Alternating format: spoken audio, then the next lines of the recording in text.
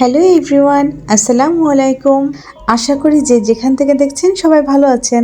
ঈদের পরে আমার আর কোনো ব্লগ শেয়ার করা হয়নি, এটাই প্রথম। এর ভেতর অনেক রিলস শেয়ার করেছি। তো আপনাদের সবার ঈদ কেমন কাটলো বলেন তো? আমার তো এবার রান্নাবান্না করতে করতেই ঈদটা পার হয়ে গেল। ঈদে তেমন বাইরে যেতে পারিনি, তবে ঈদ ভাইবটা অনেক দিনই ছিল। আস্তে আস্তে স্বাভাবিক জীবনে ফেরত চলে আসছি। যেহেতু এবার ঈদে একটু বের হওয়া হয়নি, তাই ঈদকে কেন্দ্র করেই ঈদের অনেক দিন পরেই ঈদ উপলক্ষে কাজিনের সাথে বের হচ্ছি। এই ছোট্ট কিউট অর্নামেন্টস বক্সটার ভিতর আমি সব থেকে বেশি যে দুলগুলা পরি ওগুলাই রাখি। আমি এই দুলটা আজকে পরবো ভেবেছিলাম, এজন্য এটা বেরও করেছিলাম। পরে আমি দেখছি এটা থেকে স্টোন পড়ে গিয়েছে। পরে অবশ্য আমার দুলটা চেঞ্জ করা লেগেছিল। তো আমার আর ইজানের আউটফিট আমি রেডি করে রেখেছি, আজকে আমরা কি পরবো। আর এখন আমি ঝটপট রেডি হয়ে নিচ্ছি। ইজানকে খেলতে দিয়ে তারপর আমি নিচে রেডি হতে বসি, আর এরপরেই ওকে রেডি করে ফেলি। আচ্ছা, এখন আমরা যাচ্ছি খুলনার বহু পরিচিত 7 নাম্বার ঘাটে। আমার মনে হয় খুলনায় থাকে আর এখানে যায়নি এমন কোনো মানুষ মনে হয় এখন আর খুলনাতে নাই। খুলনা শহরটা সুন্দর হলেও এখানে মানুষের বিনোদনের ব্যবস্থা তুলনামূলকভাবে একটু কমই আছে। সেজন্য এসব জায়গায় মানুষ একটু বেশি ঘোরাঘুরি করতে আসে বলে ভিড়টাও একটু বেশিই থাকে। নদীর পাড়ে বসে কাঠের তৈরি অনেক কিউট কিউট জিনিস বিক্রি করছিল। এখানে ছিল অ্যালফাবেট, তারপর বাচ্চাদের ছোট ছোট খেলনা, পালকি, ঢেকি, এই দুর্লভ বস্তুগুলাই ছোট ছোট করে বাচ্চাদের খেলার জন্য বানিয়ে বিক্রি করছে। এগুলো দেখতে খুব সুন্দর, আর এগুলা কিনে ঘরে সাজিয়ে রাখলেও খুব ভালো লাগবে। এই গরমে নদীর পাড়ে বসতে খুব ভালো লাগে। অনেক বাতাস থাকে, তবে সেদিন তুলনামূলকভাবে বাতাস অনেক কমই ছিল। কেমন জানি একটা ভ্যাপসা গরম ছিল। বাতাস ছিল কিন্তু তারপরেও গরম লাগছিল। নৌকাতে ওঠার কথা চিন্তা করলে আমার একটু ভয় লাগে, কিন্তু ওঠার পরে না খুব ভালো লাগছিল।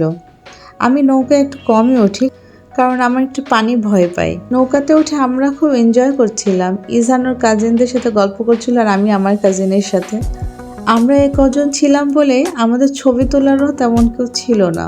এজন্য নৌকায় যারা পাশে ছিলেন ওনারা আমাদেরকে একটু হেল্প করলো, আমাদের কয়েকটা ছবি তুলে দিল। এজন্য আমি কোনো ভিডিও ক্লিপ শেয়ার করতে পারছি না, আমি কিছু ছবি শেয়ার করছি আপনাদের সাথে। নদীর ওপারের পরিবেশটা বেশ সুন্দর। বিকালে ছেলেরা বল খেলছে। আর এই ফুলটার নাম আমি ঠিক জানি না, কিন্তু ছোটোবেলায় আমি এই ফুলটা দেখেছি। এখন আর আমাদের এদিকে ওই ফুলটা দেখা যায় না।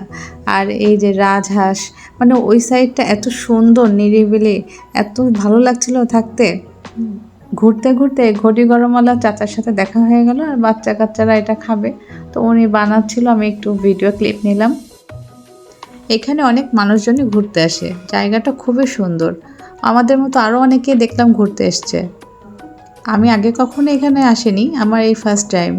আমার মনে হয় সুন্দর মনের মানুষকে যেমন মনের ভিতর রাখতে হয়, তেমন সুন্দর জায়গার কিছু স্মৃতিও রাখা উচিত। এই জন্য এই সুন্দর জায়গায় গিয়ে সবাই ছবি তোলাতুলি করছিল। আমিও ওদের দেখে আমি ভাবলাম, হ্যাঁ, এই সুন্দর জায়গায় কিছু স্মৃতি তো আমারও থাকা উচিত। আমিও একটু পোজ দিয়ে কয়েকটা ছবি তুলে নিলাম।